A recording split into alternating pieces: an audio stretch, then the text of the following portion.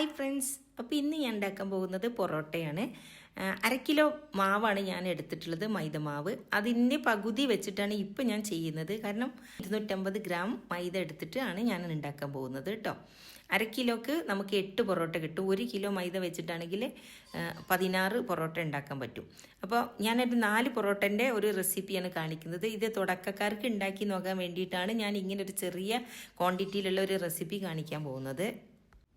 അപ്പോൾ ഞാൻ വെള്ളത്തിൻ്റെ അളവ് കാണിക്കാൻ വേണ്ടിയിട്ടായിരുന്നു കേട്ടോ ഒരു കപ്പിലെടുത്തിട്ട് മാവ് എത്ര ഉണ്ടെന്ന് നോക്കിയിട്ടുള്ളത്. അപ്പോൾ നമുക്ക് വെള്ളത്തിന് എത്ര വെള്ളം ചേർക്കണം എന്നുള്ള ഒരു കറക്റ്റ് ഇതും കൂടെ പറയാമെന്ന് വെച്ചിട്ടാണ് ഇങ്ങനെ അളന്നെടുക്കുന്നുണ്ട് കേട്ടോ. പിന്നെ അതുപോലെ തന്നെ ഈ ഒരു മൈദ 1/2 കിലോ എടുക്കുന്നില്ല, 1/2 കിലോയുടെ പാക്കറ്റായിരുന്നു. അപ്പോൾ അതുകൊണ്ട് തന്നെ 250 ഗ്രാം എടുക്കുന്നുള്ളൂ. അതിന് പകുതി എടുത്തിട്ട് ഒരു 4 പൊറോട്ട ഉണ്ടാക്കും. അപ്പോൾ അതിനിതാ ഒരു പാത്രത്തിലേക്ക് ഇതാ മൈദ എടുത്തിട്ടുണ്ട്. അപ്പോൾ 3 കപ്പ് മൈദയിലേക്ക് 1 കപ്പ് വെള്ളം മതി കേട്ടോ. ഇത് കുഴയ്ക്കാനുള്ള വെള്ളം അത്രയും മതി. അപ്പോൾ അത് ശ്രദ്ധിക്കുക. നിങ്ങൾ എടുക്കുന്ന എന്ത് കപ്പാണെങ്കിലും എന്ത് ഇളവാണെങ്കിലും ഒരു 3 കപ്പിലേക്ക് 3:1 എന്ന റേഷ്യോയിലാണ് വെള്ളം. ഇനി ഇതിലേക്ക് ഇതാ ഞാൻ ഉപ്പിൻ്റെ പൊടി ചേർത്ത് കൊടുക്കുന്നുണ്ട്. മാവിലേക്ക് ഡയറക്റ്റ് ചേർത്ത് കൊടുക്കുകയാണ് ഞാൻ ചെയ്യുന്നത്. ഒരു 1/4 ടീസ്പൂൺ ഉപ്പ്.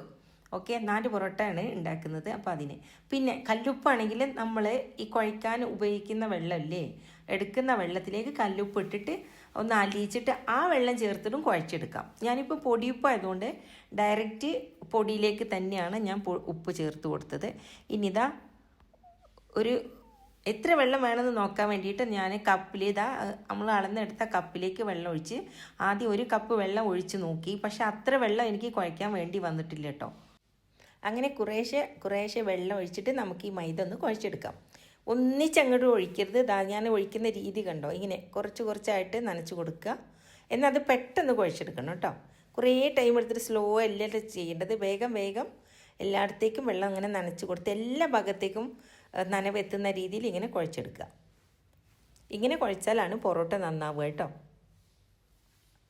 ഇപ്പോൾ ഞാൻ 2.5 കപ്പ് മൈദയ്ക്ക് എനിക്ക് 3/4 കപ്പ് വെള്ളം മാത്രമേ ആയിട്ടുള്ളൂ. പിന്നെ തുടക്കക്കാരോട് പറയേണ്ട ഒരു കാര്യം, നിങ്ങൾ മൈദ എടുക്കുമ്പോൾ കുറച്ച് മൈദ മാറ്റി വെക്കുക പൊറോട്ടയ്ക്ക് കുഴയ്ക്കാൻ നേരത്ത്. ഇൻ കേസ് നിങ്ങൾക്ക് വെള്ളം കൂടിപ്പോയാൽ നിങ്ങൾക്ക് ആ പൊടി ചേർത്ത് കൊടുക്കാൻ പറ്റും. നേരെ മറിച്ച് എല്ലാം മൊത്തം പൊടി എടുത്തിട്ട് നിങ്ങൾ കുഴയ്ക്കണമെങ്കിൽ വെള്ളം കൂടിപ്പോയി ഒന്നും ചെയ്യാൻ പറ്റില്ലല്ലോ. അപ്പോൾ അതും കൂടെ ഒന്ന് ശ്രദ്ധിക്കുക. 3 കപ്പ് മൈദയിലേക്ക് ആണെങ്കിൽ 1 കപ്പ് വെള്ളം. അതാണ് ഞാൻ മനസ്സിലാക്കി എടുത്തിട്ട് ഉള്ള കറക്റ്റ് റേഷ്യോ കേട്ടോ.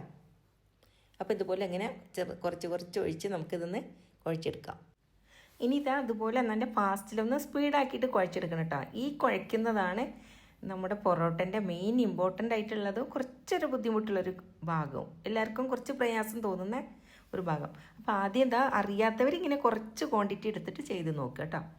ഇത് നല്ല നമ്മൾ ചപ്പാത്തിക്കൊക്കെ കുഴയ്ക്കുന്ന പോലെ തന്നെ നല്ല സ്മൂത്തായിട്ട് കുഴയ്ക്കണം ഉണ്ടോ. ഇതിങ്ങനെ ഇങ്ങനെ ഒരു ബോളായിട്ട് വരും. നല്ല ഒരേപോലെ നല്ല സ്മൂത്തായിട്ടുള്ള ഒരു ബോളായിട്ട് ഇങ്ങനെ ഉരുട്ടിയെടുക്കണം കേട്ടോ.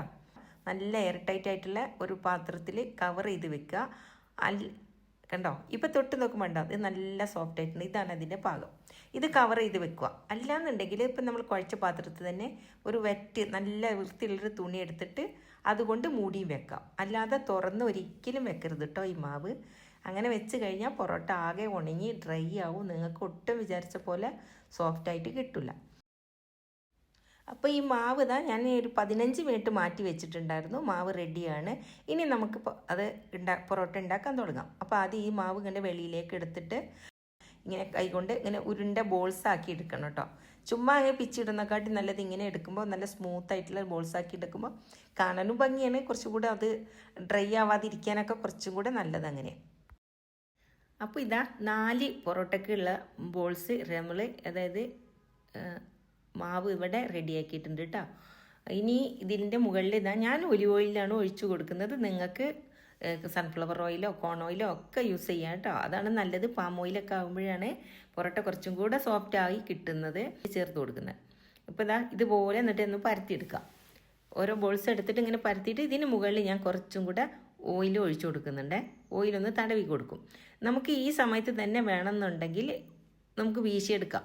പക്ഷെ ഞാൻ അങ്ങനെയല്ല ചെയ്യുന്നത്. കുറച്ച് എണ്ണ ആയതുകൊണ്ട് മാത്രം കേട്ടോ ഞാൻ ഇങ്ങനെ ചെയ്യുന്നത്. ഇതിപ്പോൾ എണ്ണ തടവിയ പാടെ നമുക്ക് വീശാം. പക്ഷെ ഞാനിതൊന്ന് ജസ്റ്റ് ഒരു 2-3 മിനിറ്റ്, അതായത് ഈ 4 ബോൾസും പരത്തുന്നത് വരെ ഒന്ന് അങ്ങ് മാറ്റി വെക്കുന്നുണ്ട്. ഇനി ഇതും പരത്തി മറ്റിന് മുകളിൽ മാറ്റി വെക്കും. അപ്പോൾ ഇത് ഒന്ന് രണ്ടാമത്തും കൂടെ ഒന്ന് കുറച്ച് ചെറുതായിട്ടൊന്ന് പരത്തിയതിന് ശേഷം വീണ്ടും ഓയിൽ തടവി കൊടുക്കുക. എന്നിട്ട് നേരത്തെ പരത്തി വെച്ചതിൻ്റെ മുകളിലേക്ക് വെച്ച് കൊടുക്കാം. ഒത്തിരി എണ്ണ ഉണ്ടാക്കുമ്പോൾ ഇങ്ങനെ ചെയ്ത് കഴിഞ്ഞാൽ എല്ലാം കൂടെ ഒന്നിച്ച് ഒട്ടിപ്പിടിക്കും. അപ്പോൾ അത് ശ്രദ്ധിക്കണം. ഇത് ഞാൻ വെറും 4 എണ്ണം മാത്രം ആയതുകൊണ്ടാണ് ഇങ്ങനെ ചെയ്യുന്നത്. അല്ലെങ്കിൽ നിങ്ങൾ ഒന്നായിട്ട് ചെയ്താൽ മതി കേട്ടോ. അപ്പോൾ ഇതിന് മുകളിൽ ഇങ്ങനെ വെച്ചിട്ടുണ്ടെങ്കിൽ ഇപ്പം അല്ലാതെ തന്നെ നമുക്ക് ഇത് തന്നെ വീശിയിട്ട് ചുറ്റിയെടുക്കാൻ പറ്റും.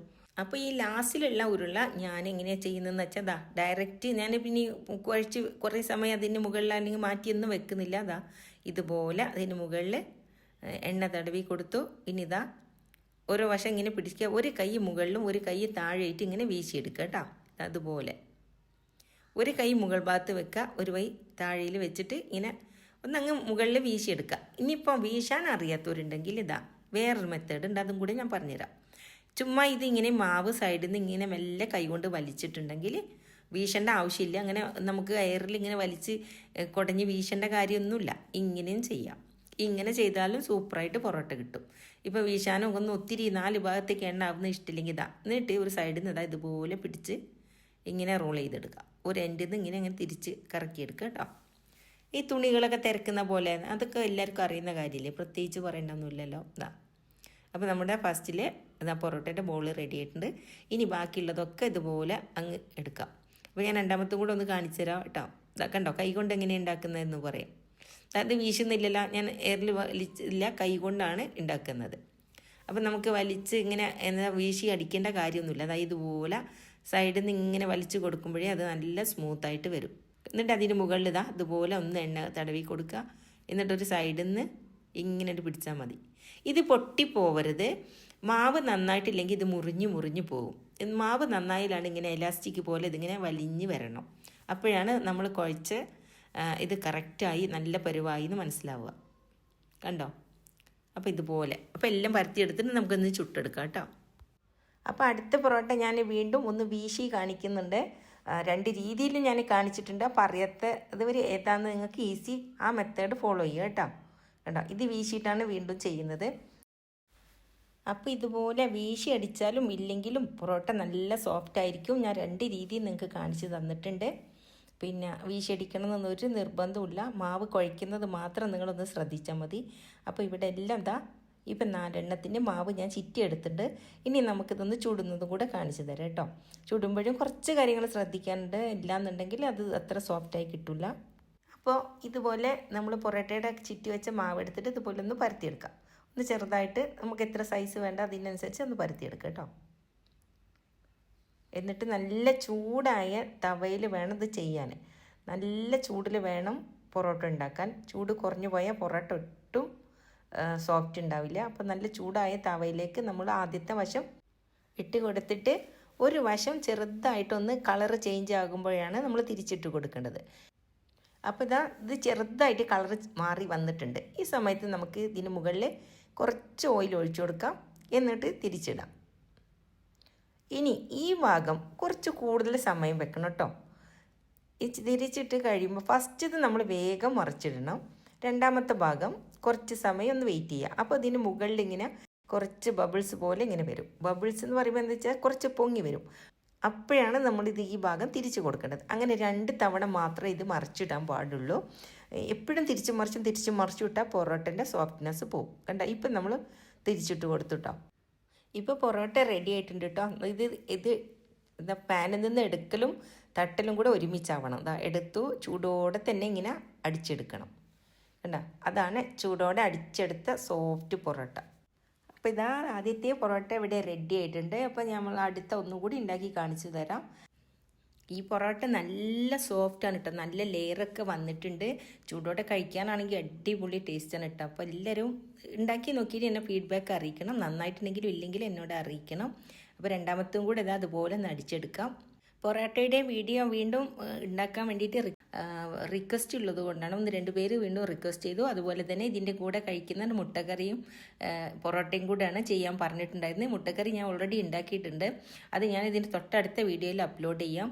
കാരണം ഇതിൻ്റെ കൂടെ ചെയ്തിട്ടുണ്ടെങ്കിൽ വീഡിയോ ഭയങ്കര ലെങ്തി ആവും. അപ്പോൾ ഇന്ന് പൊറോട്ട ഞാൻ അപ്ലോഡ് ചെയ്യുന്നുണ്ട്.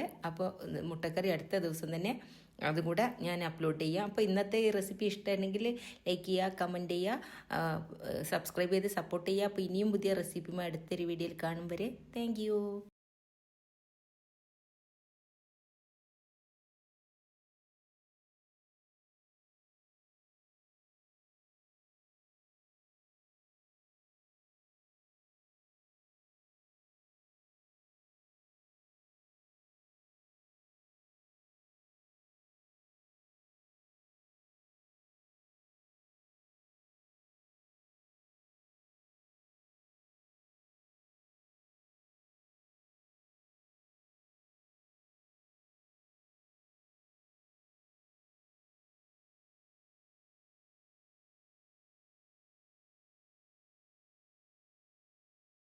അധികം ഇൻഗ്രീഡിയൻസ് ഒന്നും ചേർക്കാതെ വെറും വെള്ളവും ഉപ്പും മാത്രം ചേർത്ത് പിന്നെ പരത്തുന്ന സമയത്ത് മാത്രം ഓയിലും ചേർത്ത് ഉണ്ടാക്കുന്ന ഒരു പൊറോട്ടയാണ്. സിമ്പിൾ റെസിപ്പിയാണ്.